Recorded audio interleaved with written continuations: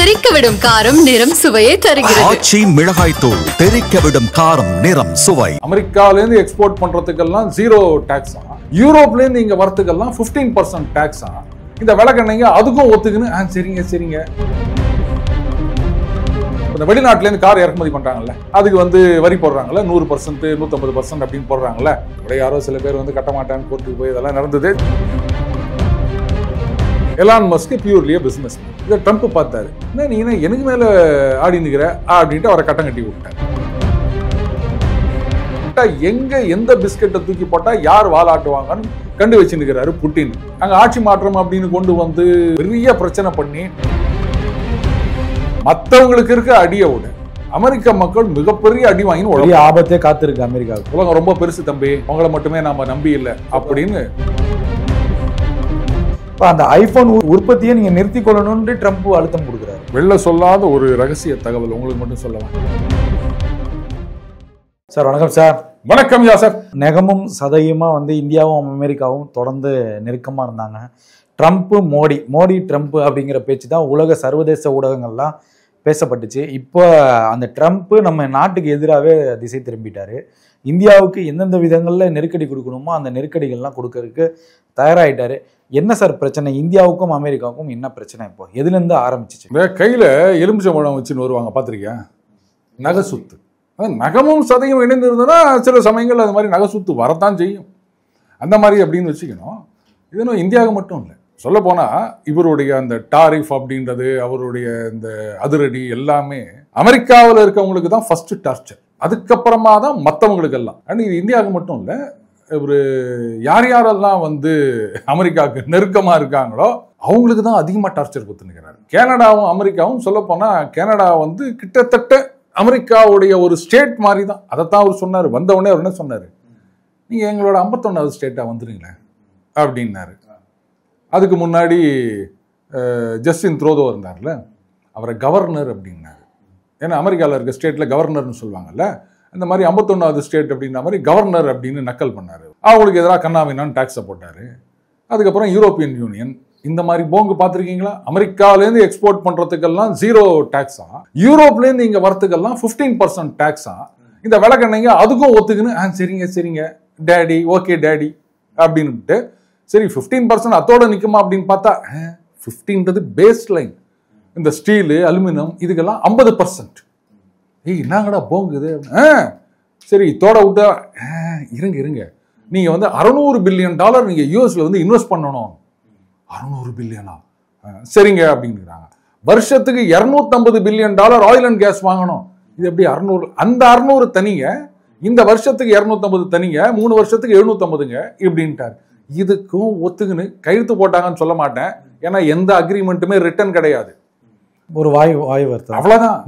அதே மாதிரி Japan 15% ஒத்துக்கோ, Indonesia 19%, Vietnam 20%, சீனா 55%.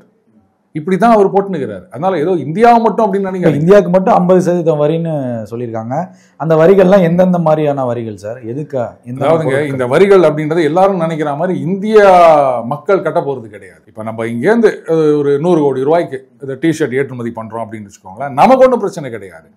அங்க இம்போர்ட் பண்றாங்க பாருங்க, அங்க ஒரு கம்பெனியில் ஆர்டர் கொடுத்துருப்பாங்க இல்லையா, அவங்களுக்கு 50% டாரிஃப் அப்படின்னும் போது இப்போ இங்கேருந்து 100 கோடிக்கு போச்சு அப்படின்னு சொன்னா அவன் அந்த கவர்மெண்ட்டுக்கு 50 கோடி ரூபாய் கட்டணும். இது நமக்கு வரப்போறது கிடையாது வரி, நம்ம கம்பெனி கட்ட போறது கிடையாது.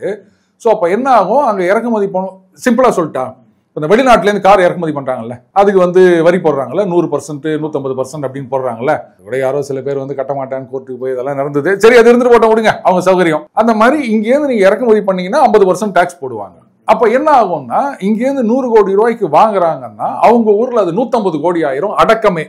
இவ்வளவு நாளா அவங்க ஒரு ப்ராஃபிட். சொல்ல போனா நம்ம ஊர்ல இருந்து வாங்கி நிறைய காசு வச்சு விற்பாங்க, லேபிள் மட்டும் தானே, அது அந்த பிராண்ட் வேல்யூ அப்படின்னு சொல்லுவாங்க. லேட்டஸ்ட் இங்கேருந்து ஒரு $2, சரிப்பா ரவுண்டா இருக்கட்டும் $5 வாங்குறாங்கன்னு வச்சுக்கோங்களேன். அவங்க ஊர்ல பாத்தீங்கன்னா மினிமம் ஒரு $40 அப்படின்னு விற்பாங்க. சார் என்ன சார் இப்போ இப்போ $5 வாங்குறது $7.5 ஆக போகுது, லாபத்துல குறைச்சிக்கலாமே அப்படின்னா இங்கதான் சிக்கல் யா சார். $5 வாங்கி $40 விற்கிறாங்கன்னா அந்த $35 அவங்களுக்கு ப்ராஃபிட் கிடையாது. இந்த $35 அந்த கடைகள்லாம் இருக்கு இல்லையா, அந்த டிஸ்ட்ரிபியூட்டர்ஷிப்னு இருக்கு, அந்த C&F ஏஜென்ட்ஸ் இருப்பாங்க, அவங்க கமிஷன் இருக்கு, எல்லாத்துக்கும் மேல அந்த ஸ்டோர்ஸ் இருக்குல்ல, அங்க வேலை செய்யறவங்க இருப்பாங்கல்ல, அவங்களுக்கான சம்பளம் என்ன? நம்ம ஊர்ல பாத்தீங்கன்னா ஒரு எக்ஸ்போர்ட் கம்பெனியில வேலை செய்யறாங்க அப்படின்னா நார்மலா 15,000 போது ரஃப்லி ஒரு $200 சொல்லலாமா? 200 கொஞ்சம் கம்மி வரும். ஒரு $300, அதாவது 25,000 அப்படின்னா அது பெரிய சம்பளம் இங்க எக்ஸ்போர்ட்ல. கண்டிப்பா. இது ஒரு மாசத்துக்கு. அங்கெல்லாம் பாத்தீங்கன்னா மினிமமே, நான் சொல்றது பேரஸ்ட் மினிமம், 8 மணி நேரம் ஒருத்தர் வேலை செஞ்சார் அப்படின்னு சொன்னா $80 சம்பளம். 1 மணி நேரத்துக்கு $10 மினிமம். ஃபெடரல் 7.5, ஒவ்வொரு ஸ்டேட்ல ஒவ்வொன்று அந்த மாதிரி இருக்கு. மேக்ஸிமம் 17.5, அது வந்து நியூயார்க்கு, வாஷிங்டன் அங்கே வச்சிருக்காங்க. ஸோ ஆவரேஜா 10ன்னு வச்சுக்கலாம். அப்போ இந்த $300 ஒரு மாசத்துக்கு கொடுக்கறது அமெரிக்கால 4 நாளைக்கே அந்த சம்பளம் தீந்துரும். மீதி 26 நாளைக்கு என்ன ஆகும் யோசிச்சு பாருங்க. ரொம்ப சிரமமாயிரும். அப்போ இந்த 5 வாங்கி 40க்கு விற்கிறது அப்படின்றது வந்து கம்பெனிக்கு மட்டும், விற்கிற கம்பெனிக்கு மட்டும் கிடையாது, எல்லாருக்கும் போகுது. அதனால தான் இப்ப அந்த $5 $7.5 ஆகும்போது எங்க கையை வைக்கிறது? சம்பளத்தை குறைக்க முடியாது, கடை வாடகையை குறைக்க முடியாது, அந்த ஏர் கண்டிஷனு, லைட்னிங், அதுக்கான எலக்ட்ரிசிட்டியை குறைக்க முடியாது. கண்டிப்பா. அப்ப என்ன பண்ணணும்? அவங்களுடைய லாபத்தை குறைக்கணும். எவ்வளவு குறைப்பாங்க? அடுத்தது பெரிய பெரிய நிறுவனங்களை பொறுத்த வரைக்கும் அங்க இந்த கேபிட்டலிசத்துல இதுதான் ஷேர் ஹோல்டர்ஸ், அவங்களுக்காக நான் வந்து பதில் சொல்லணும் அப்படின்னு. அப்ப என்ன ஆகும்? நீங்க வந்து உங்க லாபத்தை, சரிங்க எங்களுக்கு வந்து $5 வாங்கி 40 விற்கும் போது எனக்கு வந்து ஒரு $10 லாபம் வருது அப்படின்னு கூட வச்சுப்போமே. இப்ப வந்து ஒரு $2.5 எக்ஸ்ட்ரா ஆகுது. அதனால அந்த லாபத்துல நாங்க குறைச்சிக்கிறோம். $7.5 லாபம் வச்சுக்கிறோம் அப்படின்னு சொன்னா அப்ப ப்ராஃபிட் வந்து கிட்டத்தட்ட 25% குறையுது இல்லையா உங்களுக்கு? அப்ப என்ன ஆகும்? ஷேர் விலை குறையும். ஷேர் விலை குறையும் போது பார்த்தீங்களா, we are answerable to the shareholders அப்படின்னு அதை ஏதாவது பண்ணணும் அப்படின்வாங்க. இதுதான் சிக்கல். அப்ப என்ன பண்ணுவாங்க? வேற எங்கேயாவது வந்து சீப்பா வாங்க முடியுமா அப்படின்னு பார்ப்பாங்க. இதுல பாத்தீங்கன்னா இந்த பக்கம் வியட்நாம், அதுக்கப்புறம் இந்தோனேஷியா. இந்தோனேஷியா பெரிய இது கிடையாது, வியட்நாம் இது மாதிரி. ஆனா அவங்கள போட்டு வச்சிருக்காரு டாரிஃப் 20% போட்டு வச்சிருக்காரு வியட்நாமுக்கு. பங்களாதேஷ்ல வாங்கலாம்னா இப்போ அவங்களுக்கு வந்து நல்ல ஆப்பர்ச்சுனிட்டி, ஆனா அடி வாங்கின்னு கிடக்குது. அங்க ஆட்சி மாற்றம் அப்படின்னு கொண்டு வந்து பெரிய பிரச்சனை பண்ணி இப்ப என்ன பண்ணிட்டாங்க, இந்தியால இருந்து அவங்க கிட்ட ஜூட் வாங்குறது கிடையாது. இந்த சணல் இருக்கு இல்லையா, அது வந்து நிறைய நமக்கு ஏற்றுமதி பண்ணிருந்தோம், இங்க நம்ம இறக்குமதி பண்ணியிருந்தோம். அதை நம்ம நிறுத்தினோம். லேண்ட் வழியாலாம் வரக்கூடாது, சீபோர்ட் வழியா வரும். சீபோர்ட் வழியா வரும்போது காசு நிறைய ஆகும், அதனால கட்டுப்படி ஆகாது. போதா குறைக்கு இப்ப அங்க பொருளாதாரம் ரொம்ப அடி வாங்கி இருக்கு. அவங்க ஒரு காலத்துல சீனாவை நம்பியிருந்தாங்க, இப்ப அமெரிக்கன் டீப் ஸ்டேட்டை வச்சு ஆட்சியை கவுத்தாங்க. இப்ப இங்கேயா அங்கேயான்னு தெரியாம ஆடி நிற்கிறாங்க. 2 பேரும் கை விட்டாங்க. அமெரிக்கா வந்து நாங்க அவங்க பேஸை கொண்டு வர போறோம் அப்படின்றாங்க. அப்ப சீனா கடுப்பாறாங்க. இதனால என்ன ஆகி போச்சு, அங்க பவர் ஜெனரேஷன்ல இருந்து எல்லாமே அடி வாங்குதுங்க. அப்ப என்ன ஆகும்? எலக்ட்ரிசிட்டி இல்லை அப்படின்னா என்ன பண்ணுவாங்க? ப்ரொடியூஸ் பண்ண முடியாது. ஸோ ஆப்பர்ச்சுனிட்டி இருந்தும் அதை யூட்டிலைஸ் பண்ணிக்க முடியாத நிலைமை. இப்ப இவங்கெல்லாம் என்ன சொல்றாங்கன்னா, இல்ல நீங்க வந்து பங்களாதேஷ்ல போயிட்டு கம்பெனி ஆரம்பிங்க அப்படின்னா எங்களுக்கு என்னதான் வேலையா?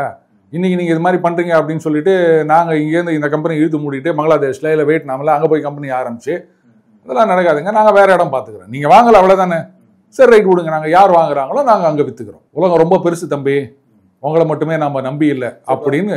இப்போ இந்த வரி அதிகரிப்புங்கிறது வந்து இது எந்த மாதிரியான தாக்கத்தை உலக நாடுகள் மத்தியில் ஏற்படுத்தும்? ஏன்னா இப்போ ட்ரம்ப் வந்ததுலேருந்து சில முடிவுகள்லாம் வந்து தன்னிச்சையாக எடுக்கிற மாதிரி அமெரிக்காவுடைய வட்டாரங்களில் பேசப்படுது. இப்போ இது ஒரு ஆபத்தா அமெரிக்காவுக்கு அமையாதா அப்படிங்கிற? நிச்சயமா இது அமெரிக்காவுக்கு தான் ஆபத்து. ஏன்னு கேட்டீங்கன்னா, அமெரிக்காவோட வர்த்தகம் பண்ணிட்டு அமெரிக்காவோட அந்த ட்ரேட் டெபிசிட் அதிகமா இருக்கிற வரைக்கும் தான் டாலர் வந்து உச்சத்துல இருக்க முடியும். நான் அமெரிக்காவுக்கு விற்கிறேன், அமெரிக்கா கிட்ட இருந்து வாங்குறேன் அப்படின் போது டாலர்ல தான் நேச்சுரலி இல்லையா. இப்போ நான் வந்து பிரேசிலுக்கு விற்கிறேன், அப்பா உங்ககிட்ட டாலர் இல்லை, எங்கிட்ட டாலர் இல்லை, நம்ம ஒரு கரன்சியில் வித்துக்கலாம். இப்போ சைனா பிரேசில் அப்படி தானே பண்ணியிருக்காங்க. ஆல்ரெடி இந்தியா என்ன பண்ணிட்டாங்க, இந்த பிரிக்ஸ் கண்ட்ரீஸ் எல்லாம் அவங்க கரன்சிலேயே ட்ரேட் பண்ணிக்கலாம், ருப்பியில நம்ம ட்ரேட் பண்ணிக்கலாம், அது ஓஸ்த்ரோ அக்கௌண்ட்னு சொல்லுவாங்க, அந்த மாதிரி பண்ணிக்கலாம் அப்படின்ட்டாங்க. இப்ப டாலருக்கான தேவை குறைகின்றது. டாலர் ஏன் வந்து கொடிகட்டி பறந்துட்டு இருந்தது இவ்வளவு நாளா அப்படின்னு சொன்னா, அது அமெரிக்கா. நீ ஒரு நாடு, நான் ஒரு நாடு, நாம 2 பேரும் வாங்கணும் விற்கணும்னாலும் நமக்கு டாலர் தேவை. அப்ப என்ன பண்ணணும், அமெரிக்காவுக்கு ஏதாவது எக்ஸ்போர்ட் பண்ணி அவங்க கிட்ட இருந்து டாலர் வாங்கணும். அவன் டாலர் என்ன பண்றான், பிரிண்ட் பண்றான். அவன் வேற யார்கிட்ட இருந்து வாங்கணும்னு அவசியம் கிடையாது. இதை வச்சுதான் அவங்க பச்சனை பண்ணியிருந்தானுங்க. ஏய் டாலரே வேணாம், நீ உன்னோட ரூபால கொடு, நான் உன்னோட லிரால கொடுக்குறேன், அதுல லிரா இல்லை இட்டாலி, இது யுவான் வேற எதுலயோ ரூபல்ல கொடுக்குறோம் அப்படின்னு போயிட்டோம்னா டாலரை ஒய்சி கட்டோம்னு சொன்னா ஏற்கனவே $37 trillion கடனை வச்சுன்னு உட்காந்து இருக்கிறாங்க. இந்த வருஷ எண்டுல மட்டும் அரௌண்ட் $7 trillion பாண்ட் மெச்சூர் ஆகுது. காசு கொடுக்கணும் தம்பி, அவனுக்கு பாண்ட் மெச்சூர் ஆச்சுன்னா 7 trillion கிட்ட காசு இல்ல, நம்ம அண்ணன் சீமான் சொன்ன மாதிரி நான் மஞ்சள் கதாச்சு கொடுத்துறேன் அப்படின்னு சொல்ல முடியுமா? கதை காலி. அப்ப என்ன பண்ணணும்னா ஃப்ரெஷ்ஷா நீங்க பாண்ட் இஷ்யூ பண்ணணும். எப்படி இருக்குன்னா, ஒரு கடன் அதை திருப்பி கொடுக்கணும், இன்னொரு இடத்துல கடனை வாங்கி இந்த கடனை திருப்பி கொடுக்குற மாதிரி இருக்கு. அப்ப நம்ம என்ன பண்ணுவோம், 1 லட்ச ரூபா கடன், ஐயோ இந்த வருஷம் திருப்பி கொடுக்கணுமே அப்படின்னா இன்னொரு இடத்துல 2 லட்ச ரூபா கடனை வாங்கி லோனை போட்டு 1 லட்ச ரூபாய்க்கு கொடுத்துட்டு அந்த 1 லட்ச ரூபாய் செலவு பண்ணுவோம். இப்படிதானே நம்ம பண்ணுவோம். இப்ப அந்த மாதிரி தான் அவங்க பண்ணணும். 7 ட்ரில்லியன். இப்போ எலான் மஸ்க் வந்து கொஞ்சம் கூட நெருக்கமாவே இருந்தாரு ட்ரம்ப் கூட. இப்போ ட்ரம்ப்புக்கு எதிராகவே வந்து அவருமே ஒரு பார்ட்டி ஆரம்பிக்கிறேன்னு போயிட்டாரு. இப்போ இதெல்லாம் தெரிஞ்சுதான் எலான் மஸ்க் வந்து நகர்ந்தாரா அப்படிங்கிற ஒரு இல்லை, அதாவது எலான் மஸ்குடைய பிரச்சனை என்னன்னு கேட்டிங்கன்னா, இது வந்து ட்ரம்ப் எலான் மஸ்க் 2 பேருமே சேர்த்து பாருங்க. ட்ரம்ப் வந்து பிஸ்னஸ் மேனாக இருந்து பொலிட்டிஷியனாக வந்தவர், இப்போ பொலிட்டிஷியனாக தான் நீங்கள் பார்த்துட்டு இருக்கீங்க இல்லையா. எலான் மஸ்க் பியூர்லியே பிஸ்னஸ் மேன். இந்த பிஸ்னஸ் மேன் அந்த டோகே அப்படின்ட்டு டிபார்ட்மெண்ட் ஆஃப் கவர்மெண்ட் எஃபிஷியன்சி அப்படின்ன ஒன்று அவருக்கு பொலிட்டிக்கல் ஆம்பிஷன்ஸ் வந்துருச்சு. இதை ட்ரம்ப் பார்த்தாரு, நீ என்ன எனக்கு மேலே ஆடி நிற்கிற அப்படின்ட்டு அவரை கட்டம் கட்டி விட்டார். வேற இங்க ட்ரம்ப் முழுக்க முழுக்க ஒரு பொலிட்டிஷியனாக இருக்கணும், அவர் பிஸ்னஸ் மேன் ஆயிட்டார். இதுதான் பிரச்சனையே. இங்கே வந்து பார்த்தீங்கன்னா ஒரு ட்ரம்ப் மொபைல் அப்படின்னு $499 என்னோ சொன்னாங்க ஒரு வருஷத்துக்கு ப்ரீபேமெண்ட். ஒன்று வாங்கி வச்சுக்கோங்க, நல்லா இருக்கு. அது ஒன்று ரிலீஸ் பண்ணிட்டாரு. அதுக்கப்புறமா இங்கே பாகிஸ்தானோட வந்து அந்த கிரிப்டோ டீல் போட்டு போறாரு. இப்போ ரஷ்யாவோட இப்போ லேட்டஸ்டா நியூஸ் வந்துருக்கு, போர் நிறுத்தத்தை பத்தி பேசிட்டு வாடா அப்படின்னா பிசினஸ் டீலிங்கை பத்தி பேசிக்கிறாங்களா 2 பேரும். அதனால தான் புட்டின் வந்து ரொம்ப சோகா என்ன பண்ணிக்கிறாரு, அந்த மீட்டிங்கு பிசினஸ் மேனை கூட்டு போயிருக்காரு. அவர் சொல்றாரு, ஐ see a lot of businessmen here அப்படின்றாரு. ஏன்னா இந்த ஆளுக்கு எதை காமிச்சா ஜொல்லு ஊத்தம் அப்படின்னு புட்டினுக்கு தெரியும். அதனால தான் பிசினஸ் மேன் அப்படின்னு கொண்டு போன உடனே இப்போ வந்து ரஷ்யா தான் ரொம்ப நல்லவங்க, உக்ரைன் தான் மோசமானவங்க அப்படின்ற மாதிரி பாட ஆரம்பிச்சிட்டானுங்க. அவர் கரெக்டா எந்த பிஸ்கெட்டை தூக்கி போட்டா யார் வாலாட்டுவாங்கன்னு கண்டு வச்சுருக்கிறாரு புட்டின். அதே மாதிரி அவர் பண்ணிட்டாரு. ஸோ பிசினஸ் அவருடைய அந்த ட்ரம்ப் எம்பையர் இருக்கு இல்லையா, இதுல தான் அவருடைய நோக்கம் இருக்கின்றது. அதனால இது வந்து அமெரிக்க மக்களை தான் பெரிதும் பாதிக்க போகின்றது யாசர். மற்றவங்களுக்கு இருக்க அடியை விட அமெரிக்க மக்கள் மிகப்பெரிய அடி வாங்கி ஆபத்தே காத்திருக்கு அமெரிக்கா நிச்சயமா. ஏன்னா கூட இருக்கிற கும்பல் எல்லாம் ஒருத்தர் கூட வந்து இது அவர்கிட்ட சொல்றதுக்கு தைரியம் இல்லை. சொன்னா உடனே அடுத்த நாளே தூக்கி போட்டுருவாரு. அந்த பியூரோ ஆஃப் லேபர் ஸ்டாட்டிஸ்டிக்ஸா அது சீஃப் ஒருத்தர் இருந்தாரு. அவர் என்ன பண்றாரு, சார் இந்த மாதிரி ஜாப் ஃபிகர்லாம் தப்பு சார், குறைஞ்சு போயிடுது சார் ஜூலைல அப்படின்னு கொண்டு வந்து நீட்டுறாரு. அடுத்த நாளே அவர் தூக்கிட்டாரு. அப்படின்னு உடனே இன்னொருத்தர் வந்தாரு, அப்படியே தலைகீழ பிடிச்சி காமிச்சிட்டாரு. இப்ப இறங்கி வந்து ஏறிடுச்சு. பியூட்டிஃபுல் ஃபிகர் அப்படின்னு நிறைய இந்த என்னது பேனர் மாதிரி வச்சிருக்காருங்க. அதுல இவரே போயிட்டு டேபிள்ல இருந்து எடுத்து காமிக்கிறார், பாத்தீங்களா எவ்வளவு பியூட்டிஃபுல்லா இருக்குது அப்படின்னு. அதுக்கப்புறம் அவர் எதிர்த்து பேசினா உடனே வீட்டுல ரெய்டு, செக்யூரிட்டி வாபஸ், இப்படிதான் பண்ணிருக்கிறாரு. அதே போல சார் நம்ம இந்தியாவுக்கு வந்து வரி அதிகரிப்பு, இந்தியா மேல தொடர்ந்து டார்கெட் பண்றதை பார்க்க முடியும், வெளிப்படையாவே பார்க்க முடியுது. இப்போ ஒரு பக்கம் நம்ம சீனாவும் நமக்கு வந்து இந்தியாவுக்கு வரி அதிகப்படுத்தினீங்க அப்படின்னா பெரும் விளைவுகளை சந்திக்கும் சொல்லி சீனாவும் ஒரு பக்கம் நமக்கு ஆதரவா இருக்காங்க. இப்ப இருக்கக்கூடிய இந்தியா சீனா இந்த பாண்டிங் வந்து எப்படி சார் பார்க்க முடியுது? சீனாவை வந்து என்னைக்குமே நம்ம நம்ப முடியாது. இது உலக நாடுகள் அத்தனை பேருக்கும் தெரியும், முக்கியமா ரஷ்யாவுக்கும் தெரியும். அதனால தான் இப்ப இந்த விஷயத்துல நம்ம கூட நெருங்குறது ஏங்கிற ஒரு கேள்வி. நெருங்கிறது எதுக்காக அப்படின்னு சொன்னா வெரி சிம்பிள், அவங்களுடைய சுயநலம். இந்தியா மேல இருக்க பாசம்லாம் கிடையாது. ஏன்னா இந்த கொரோனா காலகட்டத்தில் தான் வந்து உலக நாடுகள் புரிஞ்சுக்கினாங்க, China +1 ஆரம்பிச்சாங்க. ஏன்னா சீனாவை இன்னைக்குமே நம்பிட்டு இருக்க முடியாது. எங்க ஏதாவது பிரச்சனை ஆச்சுன்னு சொன்னா சப்ளை செயின் அடி வாங்குது, அங்கேருந்து சரக்கு வரலன்னு சொன்னா உலகமே நின்று போயிடுது. அதனால இன்னொரு கண்ட்ரிலையும் நம்ம அந்த மேனுஃபேக்சரிங் பேஸ் இது பண்ணணும் போது அவங்களுக்கு கன்வீனியன்டா தெரிஞ்சது இந்தியா தான். அதனால தான் China Plus பாலிசி அப்படின்றது 2020 ஆரம்பம் ஆகுதுங்க. ஸோ கொஞ்சம் கொஞ்சமா ஐபோன் அப்படிதான் இங்க வந்தது. ஸோ சைனா பார்த்தாங்க, ஆஹா இது சரிப்பட்டு வராத அப்படின்னு. இப்போ என்ன போச்சு, அமெரிக்காவுக்கு எதிராக இப்போ நம்ம சீனாவோட ரொம்ப நெருங்கி போறோம் அப்படின்னு சொன்னா அப்போ அமெரிக்கா விட்டு ரொம்ப விலகி போறோம்னு அர்த்தம். அப்போ என்ன ஆகும், அப்போ சீனாவில் இருக்க கம்பெனி இந்தியாவுக்கு போகாது. அப்படி போச்சுன்னா அவங்க உடனே சொல்லுவாங்க, என்ன நீ எங்களோட ஃப்ரெண்டா இருந்து என் கம்பெனியெல்லாம் எடுத்துட்டு போற அப்படின்வாங்க. அதனால வந்து அந்த China +1 உடைக்கணுன்றதுக்காக தான் இன்னைக்கு நம்ம மேல அவ்வளவு அக்கறை இருக்க மாதிரி பண்றாங்க. நம்ம பொறுத்த வரைக்கும் நமக்கு எது சாதகமா இருக்கோ அதை நம்ம பண்ணிக்கணும், அவ்வளவுதான். எல்லா ஒரு தடைகளுமே வந்து ஒரு வாய்ப்பாக தான் நம்ம எடுத்துக்கணும். ட்ரம்ப் கொண்டு வரக்கூடிய முடிவுகள் எல்லாத்துக்குமே வந்து பிரதமர் மோடி வந்து வேற லெவல்ல வந்து பதிலடி கொடுக்குறதா வந்து தகவல்லாம் சொல்லப்படுது. எந்த மாதிரியான தாக்கத்தை வந்து நம்ம அமெரிக்காவுக்கு பயமா கொடுத்துட்டு இருக்கோம் சார்? பாருங்க, நாம வந்து அந்த பதிலடி சமீபத்தில் வந்து ட்ரம்ப் வந்து நிறைய முறை மோடி அழைக்கிறார், மோடி போன் எடுக்கலங்கிற ஒரு தகவல்லாம் வருது. அது நான் பார்த்தேன். இது பாருங்க, இதெல்லாம் வந்து நான் உண்மைன்னு ஏத்துக்க மாட்டேன். கன்ஃபார்ம் பண்ற வரைக்கும் நான் அதை ஏத்துக்க மாட்டேன். இதெல்லாம் வந்து ஏதோ உள்நோக்கத்தோட கிளப்பி ஒரு நெரேட்டிவா தான் நான் பார்க்கறேன். அடுத்தது இது வந்து பதில் எப்படின்னா, ட்ரம்ப் நான் என்ன பண்றேன் தெரியுமா, அதை முன்னாடி எல்லாம் அந்த கம்யூனிஸ்டுகள் தெருமுனையில் வந்து பேசுவாங்க, நான் அமெரிக்காவை கேட்கிறேன் அப்படின்வாங்க. இதை நான் அமெரிக்காவுக்கு அதில் போய் உழப்போதாது. அந்த மாதிரி பெருசா ஒன்றும் பேசணுன்றதுலாம் அவசியம் கிடையாது. காரியத்தில் நம்ம காமிச்சிட்டு போனோம். சொன்னாங்க ஆயில் வாங்காதேன்னாங்க, வாங்குவோம் அப்படின்னு. அப்புறம் சொல்றாரு, இது பாருங்க, நீ என்கிட்ட வாங்காதுன்னா வாங்காத போ, அவ்வளவுதான். நான் யாருக்காவது வித்துட்டு போறேன், நீங்க என்கிட்ட வராதிங்க. நான் எங்க வாங்கணும்னு நீங்க சொல்லாதீங்க, எங்களுக்கு எது முக்கியமோ அதைத்தான் நாங்க பண்ணுவோம். இதுக்கு மேல என்ன பண்ணணும்னு நினைக்கிறீங்க? சும்மா அந்த உதாரணம் விடுறதெல்லாம் சரியில்லை. ஆக்ஷன் தான் நம்மளுடைய பதிலடியா இருக்கும். நீ என்ன ஒன்னா வரி போடு, அதுக்கெல்லாம் நாங்க பயப்பட மாட்டோம். இந்த வரிக்கு சீனா கடுமையான எதிர்ப்பு தெரிவிச்சிருக்காங்க. உடனே ட்ரம்ப் இப்ப அறிவிக்கிறார் என்னன்னா, உங்களுடைய பொருட்களுக்கு எல்லாம் 200% வரிங்கிறாரு. அதாவது அந்த ரேர் எர்த் மேக்னெட் அது நீங்க கொடுக்கணும், அது கொடுக்கலன்னா 200%. ஏங்க அது இல்லைன்னா உங்க கம்பெனி இழுத்து மூடணும், அட்லீஸ்ட் கொஞ்ச காலத்துக்காவது வேற எங்கேயாவது ப்ரொக்யூர் பண்ற வரைக்கும். அப்படி இருந்துச்சு என்ன வச்சு நீங்க மிரட்டுறீங்க அவனை? நீ கொடுக்கலன்னா வரி போடுவேன் அப்படின்னா கொடுக்கவே மாட்டேன் போ. அப்புறம் என்ன பண்ணுவீங்க? நீங்க போய் சண்டை போடுவீங்களா? அது உங்களால முடியாது. அப்புறம் இதுதான் வெத்து உதார் அப்படின்றது. இந்த மாதிரி நாம பண்ணக்கூடாது, புரியுதுங்களா? இந்தியா பண்ணக்கூடாது, பண்ண மாட்டோம். இன்னைக்கு கிட்டத்தட்ட 70% ஆஃப் ரேர் எர்த் மினரல்ஸ் சீனா தான் கண்ட்ரோல் பண்ணிட்டு இருக்காங்க. ஒன்று அவங்க நாட்டில் இருக்கு, ஆறு சவுத் அமெரிக்கா, ஆப்பிரிக்கா, இந்த பக்கம் இந்தோனேஷியா, இந்த மாதிரி நாடுகளில் இருக்கிறதெல்லாம் அவங்க வலை போட்டு வச்சுட்டாங்க. அதே போல சார், இப்போ இவ்வளோ பிரச்சனைக்கு மத்தியில் 29, 30 தேதிகளில் ஜப்பான் போறாரு மோடி. அதுல சீனா மற்ற நாடுகள்லாம் வருது. அமெரிக்கா யார் யாருக்கு வரி விதிச்சாங்களோ அவங்க எல்லாருமே அங்க வராங்க. அப்ப ஏதாவது ஒரு டார்கெட் நடக்குமா சார்? சரி, இப்போ நம்ம நாட்டிலேருந்து இந்த கடல் பொருட்கள், மீன் பொருட்கள் ஏற்றுமதி இது கிட்டத்தட்ட 18,500 கோடி நின்று போச்சு அமெரிக்கா டாரிஃப் அப்படின்றதுனால. இப்போ நம்ம என்ன பண்ணியிருக்கோம், சீனா, ஜப்பான், யூரோப்பியன் யூனியன் இந்த மாதிரி நாடுகளுக்கு நம்ம இப்போ டைவர்சிஃபை பண்ணியிருக்கோம். அப்போ நம்ம சரி ஜப்பான்ல இல்லாத மீனா அப்படின்னு கேட்கலாம். அமெரிக்காவில் மட்டும் இல்லையா, இங்கேருந்து போகுது இல்லையா? ஏன் நம்ம ஊருக்கு கேரளாலேருந்து மீன் வருது, இங்கேருந்து மீன் கேரளாவுக்கு போகுது, ஒடிசாலேருந்து இங்கே மீன் வருது. அதனால பலவிதமான மீன்கள் போயிட்டு தான் இருக்கும். நம்ம டைவர்சிஃபை பண்ணிட்டு இருக்கோம். ஆனால் வாங்கிட்டு மட்டும் தான் வைக்கணும்னு அவசியமா? அவன் எங்கிட்ட வாங்குறான். அதை சுசுகி 70,000 crores இன்வெஸ்ட் பண்ண போறோம் அப்படின்றாங்க ஈவியில். அது பாட்டுக்கு நடந்துட்டே இருக்கும். நீ அவனோட பிசினஸ் பண்ணாதெல்லாம் நீ சொல்லக்கூடாது. ஜப்பான் கிட்ட ஏதோ 450, 500 பில்லியன். அது சார், நம்ம இந்தியா மேல இப்ப ட்ரம்புக்கு வரக்கூடிய அந்த வெறுப்பு எதுக்காக சார் வருது? நம்ம வளர்ந்துட்டு வரோங்கிற ஒரு அச்சமா, இல்ல வளர்ந்துட்டோங்கிற ஒரு அச்சமா அப்படிங்கிற ஒரு கேள்வி வருது. இல்ல, அதாவது வளர்ந்த நாடுகள் அப்படின்னு சொல்லப்படுகிற யூரோப்பியன் யூனியன்ல இருக்க லீடர்ஸே டேடி டேடின்னு ஜால்ரா அடிச்சுன்னு சுத்துறாங்க. இங்கேருந்து யாரும் ஜால்ரா அடிக்க மாட்டேன்றாங்களே, நோபல் பரிசுக்கு ஒரு ரெக்கமெண்டேஷன் லெட்டர் கொடுக்க மாட்டாங்களே அப்படின்ற ஒரு கடுப்பு தான். இப்ப ட்ரம்ப் என்ன சொல்றாருன்னா, இந்தியாவில ஐபோன் உற்பத்தி தொடர்ந்துட்டு போயிட்டு இருக்கு, அவங்களுமே நல்ல லாபம் ஏறுறாங்க, நம்ம அரசுக்கும் அந்த வரிகள்லாம் கரெக்டா போடுது. இப்போ அந்த ஐபோன் உற்பத்தியை நீங்க நிறுத்தி கொள்ளணும்னு ட்ரம்ப் அழுத்தம் கொடுக்குறாரு. அது ஐபோன்ல என்ன பண்ணிட்டாங்க, அங்க போயிட்டு ட்ரம்ப் போய் பார்த்து பேசினாங்க.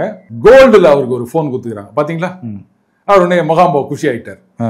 ஓகே ஓகே அப்படின்ட்டாரு. கொஞ்ச நாளைக்கு அந்த வரி எல்லாம் நிறுத்தி வைக்கிறேன் அப்படின்னு இருக்காரு.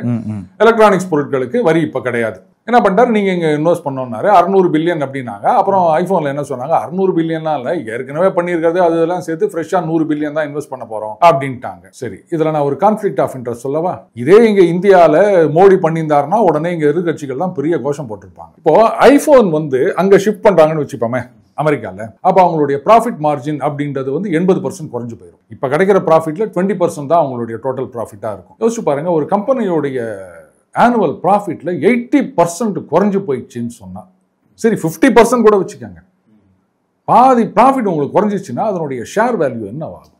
சர்ன்னு கீழே இறங்கிறாதா? சரி, அப்போ அந்த ஐபோன் கம்பெனியோடைய ஷேர் வேல்யூ கீழே இறங்குது. அதே சமயத்தில் இவர் ஒரு மொபைல் கம்பெனி ஆரம்பிக்கிறாருல, அது தப்பு இல்லை. இப்போ ஒரு முதலமைச்சர் அவர் ஒரு பிஸ்கட் கம்பெனி வைக்கிறாரு அப்படின்னு சொல்லுங்களேன். பிஸ்கட் கம்பெனி நடத்தும் போது அவர் மற்ற பிஸ்கட் கம்பெனிகள்லாம் எதிராக ஒரு வரி போடுறாரு அப்படின்னா நம்ம கேட்போமா மாட்டோமா? என்ன உன் கம்பெனி மட்டும் நல்லா ஓடணுன்றதுக்காக அடுத்தவங்க இழுத்து மூட சொல்றியா அப்படின்னு. அப்ப அதே தானே அவர் அங்க பண்ணிட்டு இருக்கிறாரு. அப்ப எல்லாரும் போயிட்டு ஒரு தங்க பிஸ்கெட் கொடுக்கணும் போல இது. அதே மாதிரி தங்க போன் குத்த உடனே அவர் கொஞ்ச நாளைக்கு அப்படின்னு இதெல்லாம் நடக்காத காரியம் யா சார். இப்போ அதே போல நமக்கு சமீபத்தில் நமக்கும் பாகிஸ்தானுக்கும் ஒரு பெரிய பிரச்சனையே போயிட்டு இருந்துச்சு. நம்ம ரொம்ப சிறப்பாகவே பதிலடி தாக்குதல்லாம் கொடுத்தோம். உடனே ட்ரம்ப் அந்த விஷயத்துல மூக்க நுழைச்சு அவரே சொன்னாரு. அவரே இப்போ வரைக்குமே அது எந்த பேட்டி இந்தியா பற்றி ஒரு பத்திரிகையாளர் கேள்வி கேட்டாலே ஆபரேஷன் சிந்தூரை நான் தான் நிறுத்தினேன் அப்படிங்கிறாரு. என்ன சார் பிரச்சனை? நம்ம அதை மறுத்துட்டோம். நிறுத்தினது அமெரிக்கா இல்லைங்கிறத நம்ம முழுமையாக மறுக்கிறோம். அதற்கு இந்தியாவும் பதிலடி கொடுத்துட்டு தான் இருக்கு. ஏன் நம்மளை தொடர்ந்து இந்த சிந்தூர் மேட்டர்ல இருந்து ட்ரம்ப் டார்கெட் பண்ணணும்? வெளில சொல்லாத ஒரு ரகசிய தகவல் உங்களுக்கு மட்டும் சொல்லவா? அதாவது 2024 அதிமுக பாஜக பிரிந்து விட்டார்கள். உங்களால தான் எங்களுக்கு மைனாரிட்டி ஓட்டு கிடைக்கல அப்படின்ட்டு, இனிமே பாஜகவுடன் ஒட்டும் கிடையாது, உறவும் கிடையாது, எந்த காலத்திலும் கூட்டணி கிடையாதுன்னு எடப்பாடியார் சொல்லிட்டு போயிட்டார். இன்னைக்கு பாஜகவோட அவங்க கூட்டணியில் இருக்கான அது காரணமே ட்ரம்ப் தான். இதை வெளில சொல்லிக்கல. ஏன்னா நாடுகள் கிட்ட சண்டையை நிறுத்தி வச்சாதான் நோபல் அப்படின்னு சொல்லிட்டாங்களாம். கூட்டணிக்குள்ள குழப்பத்தை தீர்த்து வச்சா நோபல் கிடையாதுன்ட்டாங்களாம். அதனால அவர் வெளில சொல்லிக்கல, தன்னடக்கத்தோட இருக்காரு. இப்ப பாகிஸ்தான்லயே இன்னொரு மினிஸ்டர் சொல்லிட்டாரு, அமெரிக்காலாம் ஒன்றும் பேசலைங்க, நாங்க தான் வந்து மே 10 அடி வாங்கின உடனே வேற வழி இல்லாம இந்தியா கிட்ட சீஸ் ஃபயர் கேட்டோம், அமெரிக்காலாம் ஒண்ணுமே பண்ணல அப்படின்னு அவரே அசிங்கப்படுத்தி விட்டாரு. இந்த நோபல் பரிசு கொடுக்கணும் அப்படின்னு அலையறாருங்க அவரு. யாராவது கொடுங்க கொடுங்க கொடுங்கன்னு. ஒன்றும் இல்லை, நாளைக்கே மோடி வந்து ஒரு ரெக்கமெண்டேஷன் லெட்டர் அது மாதிரி அமிச்சிட்டு copy to White House Trump அப்படின்னு சொன்னா அவ்வளவுதான், முடிஞ்சு போச்சு. Modi is my great friend, is a great man பாருங்க அப்படின்னு லெட்டர் காமிச்சிட்டு நோ டாக்ஸ் அப்படின்றாரு. இந்த அசிங்கெல்லாம் நமக்கு தேவையா? அந்த மாதிரிலாம் நமக்கு வந்து போனோன்னு அவசியம் கிடையாது. அதனால தான் ரைட்டு நீ போட்டா போட்டுக்க, நம்ம ரெக்கமெண்டேஷன் லெட்டர் கொடுக்க மாட்டோம் அப்படின்ட்டோம். இதுதான் காரணமே தவிர வேற ஒன்றும் கிடையாது. சும்மா விட்டா சோழர்களுக்கும் பாண்டியர்களுக்கும் நடந்த போரையே நான் தான் நிறுத்தினேன்னு சொல்லார் போல இருக்குது.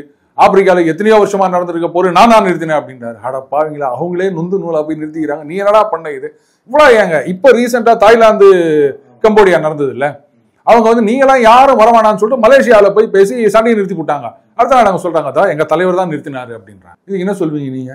ஒரு உலக தலைவரா, ஒரு வளர்ந்த ஒரு வல்லரசு நாட்டோட ஒரு அதிபரா பேசுறது நீங்க இப்படிலாம் பண்ற சேட்டைகளை எப்படி பாக்குறீங்க? இந்த இம்சை அரசன் 23ஆம் புலிகேசின்னு ஒரு படம் பார்த்தீங்களா? அந்த நாடு எவ்வளோ பெரிய பழம்பெருமை வாய்ந்த நாடு, அங்கேயும் ஒரு இம்சை அரசன் வந்து உக்காந்திக்கினாரு. அந்த மாதிரி அமெரிக்காவில் இந்த மாதிரி இவர் வந்து உட்காந்து நிற்கிறாரு. அது அந்த நாட்டு மக்களுடைய தலையெழுத்து, அனுபவிச்சு தான் ஆகணும், வேற என்ன பண்றது. இது ஒரு விதத்தில் நமக்கு நல்லது தான் யாசர், கரை நல்லது அப்படின்னு சொல்லுவாங்கல்ல. அந்த மாதிரி இப்படியே வந்து அமெரிக்காவும் யூரோப்பியன் யூனியனும் நாசமா போச்சுன்னா நமக்கு தானே நல்லது. இவ்வளவு நேரம் பல்வேறு கேள்விக்கு பதில் தமிழ். நன்றி சார். நன்றி யாசர்.